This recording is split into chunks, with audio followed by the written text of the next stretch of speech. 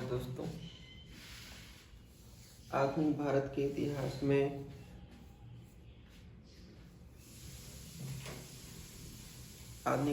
इतिहास में हम लोगों ने यूरोपीय कंपनियों का भारत आगमन पढ़ लिया है, उसको अच्छे से पढ़ लिया है। उसके बाद ये हमारा दूसरा टॉपिक है, मुगल का जो विघटन हुआ, उनका पतन कैसे हुआ। इसको उत्तरोत्तर मुगल काल के नाम से भी जाना जाता है। तो लगभग 49 साल शासन करने के बाद औरंगजेब की मृत्यु हुई। उसके बाद जो मुगल सम्राट हुए, जो मुगल शासक हुए, उनको उत्तरोत्तर मुगल में रखा जाता है, क्योंकि इसके बाद मुगलों का पतन होना शुरू हो गया। तो 3 मार्च 1707 को औरंगजेब की मृत्यु हो जाती है। उसके बाद जो है इस औरंगजेब के 5 पुत्र थे। आपस में शासक बनने के लिए उसमें लड़ाई होती है और जजाऊ का युद्ध हुआ। उसके बाद बीजापुर का युद्ध हुआ 1709 में। जजाऊ के युद्ध में बहादुर शाह व आजम के बीच जजाऊ का युद्ध हुआ। उसके बाद बीजापुर का युद्ध हुआ। तो बहादुर शाह प्रथम जो है, ये 1707 से 1712 तक जो है ये शासक था। इसको मुअज्जम नाम से भी जानते हैं। 63 वर्ष की उम्र में ये बादशाह बनता है। साहिब खबर इसका उपनाम था और इसकी उपलब्धि ये थी कि इसको कम समय मिला। 1707 से 1712 इसने संभाजी के पुत्र साहू जी को, जो मुगल कैद में था, उसको आज़ाद कर दिया। तो इसके बारे में केवल इम्पोर्टेंट चीज़ें ये हैं कि इसका नाम जो है शाह आलम था, शाह आलम प्रथम था। 1707 से 1712 तक ये शासक था। इसका दूसरा नाम मुअज्जम था। इसको साहिब खबर उपनाम भी जानते हैं। 63 वर्ष में ये जो है शासक बना था। तो इसके बारे में केवल यही है। दूसरा है, इसके बाद आते हैं जहांदार शाह। ये जो है जुल्फिकार खान ने शासन प्राप्त करने में इसकी मदद किया था। तो बहादुर शाह के बाद जहांदार शाह जो है शासक बनता है। ये 1712 से 1713 तक। और इसको लंपट मूर्ख कहा जाता था, क्योंकि ये बहुत मूर्ख था, इसलिए इसको लंपट मूर्ख कहा जाता है। तो इसके बारे में केवल यही चीज़ इम्पोर्टेंट है कि ये लंपट मूर्ख, और इसको जुल्फिकार खान ने शासक बनने में इसकी मदद की थी। अगला जो शासक है वो फर्रुखसियर है। ये बहुत ज़्यादा इम्पोर्टेंट है। तो ये 1713 से 1719 ईस्वी तक मुगल शासक था और इसको घृणित कायर कहा जाता है। और इसने सिख नेता बंदा बहादुर को दिल्ली में फांसी दे दिया था 1716 ईस्वी में। सैयद बंधु अब्दुल्ला खां व हुसैन अली खां ने उत्तराधिकार के युद्ध में फर्रुखसियर की मदद की। और जो ये सैयद बंधु हैं, इनको मुगल में ये शासक बनाए थे, इसलिए इनको किंग मेकर भी कहा जाता है।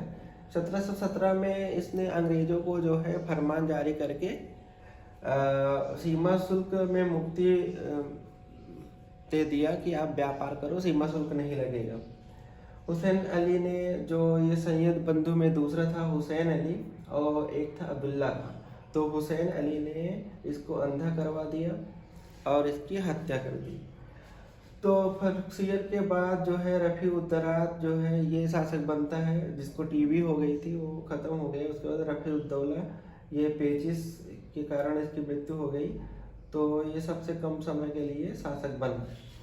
तो 3 हो गए, बहादुर शाह प्रथम, जहांदार, फर्रुखसियर। उसके बाद मोहम्मद शाह भी इम्पोर्टेंट है। ये 1719 से 1748 तक जो है मुगल शासक था। इसका दूसरा नाम रोशन अख्तर था। इसको जो है ये हमेशा पशु युद्ध और स्त्रियों के प्रेम में रहता था, इसलिए इसको रंगीला नाम दिया गया। तो मोहम्मद शाह को रंगीला नाम दिया गया। बाजीराव प्रथम, जो कि मराठा बाजीराव प्रथम थे, वो 1737 ईस्वी में, मतलब ये 1719 से 48 तक जो है शासक था। उसी दौरान बाजीराव प्रथम 1737 में 500 घुड़सवार मराठे दिल्ली पर चढ़ आए, परंतु मुगलों ने कोई विरोध नहीं किया। 1739 में फारस के शासक नादिर शाह ने आक्रमण करके दिल्ली को लूटा। तो नादिर शाह ने 1739 ईस्वी में नादिर शाह का आक्रमण हुआ, जो कि फारस का शासक था, और मयूर सिंहासन, कोहिनूर हीरा ये सब अपने साथ ले गया, ये लूट के ले गया कोहिनूर हीरा। और उसी दौरान 1748 ईस्वी में देखिए 1739 में नादिर शाह आया, वो लूट के ले गया। 1748 में नादिर शाह का उत्तराधिकारी अहमद शाह अब्दाली आक्रमण किया, जिसको दुर्रे दुर्रानी भी कहा जाता है। तो ये मोहम्मद शाह का हो गया। उसके बाद अहमद शाह 1748 से 54, ये सेना को वेतन देने के लिए शाही सामान बिकने लगे थे। मुगल साम्राज्य इतना पतन की ओर उन्मुख हो गया था कि वेतन देने के लिए पैसे नहीं थे, तो शाही सामान को बेच के पैसा दिया जाता था सैनिकों को। उसके बाद आलमगीर सेकंड जो है 1754 से 58 तक बनते हैं। इसके समय जो है प्लासी का युद्ध हुआ। फिर शाह आलम द्वितीय, बीच में एक और बने थे, लेकिन जो इम्पोर्टेंट है मैंने वही लिखा है। शाह आलम द्वितीय 1759 से 1806 ईस्वी तक ये शासक था। 1764 में इसी के समय बक्सर का युद्ध हुआ था, जिसमें इसकी पराजय हो गई थी। बाद में इलाहाबाद की संधि करनी पड़ी। इसका दूसरा नाम अली गौहर था। फिर बात करते हैं अकबर सेकंड की। ये 1806 से 1837 तक मुगल शासक था। अंग्रेजों के संरक्षण में भारत का शासक बनने वाला प्रथम मुगल। तो क्वेश्चन आता है कि अंग्रेजों के संरक्षण में मुगल कौन था मुगल शासक था जो शासक बना? तो अकबर द्वितीय। अकबर द्वितीय ने ही राजा राम मोहन राय को राजा की उपाधि दिया था। उसके बाद हम बात करते हैं बहादुर शाह सेकंड की। ये 1837 से 1857 तक मुगल शासक था। जफर उपनाम से ये शायरी लिखता था। अंतिम मुगल शासक था। 1857 के क्रांति में विद्रोहियों का इसने साथ दिया, जिसको हडसन ने गिरफ्तार कर लिया और बाद में इसको रंगून भेज दिया गया, जहां इसकी हत्या कर दी गई। तो इस प्रकार से उत्तरोत्तर मुगल को हमने देख लिया है। अच्छे से इसका स्क्रीनशॉट ले लीजिए और एक बार रिवाइज कर लीजिए। उत्तरोत्तर मुगल से इससे ज़्यादा कुछ नहीं आएगा, बहुत ही इम्पोर्टेंट है, तो ये पढ़ना ज़रूरी है। इसका एक स्क्रीनशॉट ले लीजिए। इसके बाद हम देखते हैं जो नवीन राज्य उदय हुए हैं, चाहे मैसूर हो और उसके बाद सिख राज हो और अवध हो, बंगाल हो, उसके बारे में हम लोग अच्छे से आगे डिस्कस करेंगे। फिर उसके बाद हम जनजातियों के विद्रोहों को देखेंगे। फिर 1857 की क्रांति देखेंगे।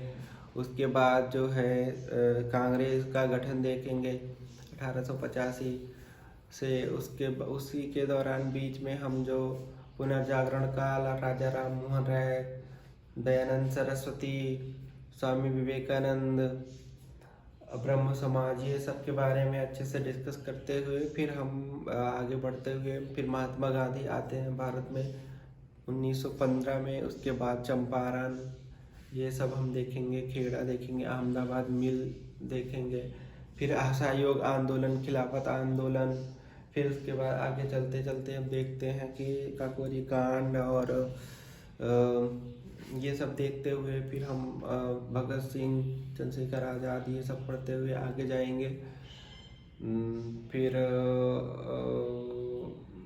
आगे जाते जाते फिर भारत छोड़ो आंदोलन 1942। उसके बाद जो है भारत का विभाजन, लॉर्ड माउंटबेटन उस समय जो है भारत का वायसराय था। उसके बाद उस भारत में संविधान बना। उसके बाद हम लोग ये आधुनिक भारत कंप्लीट कर देंगे। तो इस प्रकार से अपना प्लानिंग है और देखते रहिए, सब्सक्राइब करिए, लाइक करिए और इसके पीछे के लेक्चर भी जो हुए हैं वो भी देखिए, और भी सब्जेक्ट हैं उसको देखते रहिए। Thank you.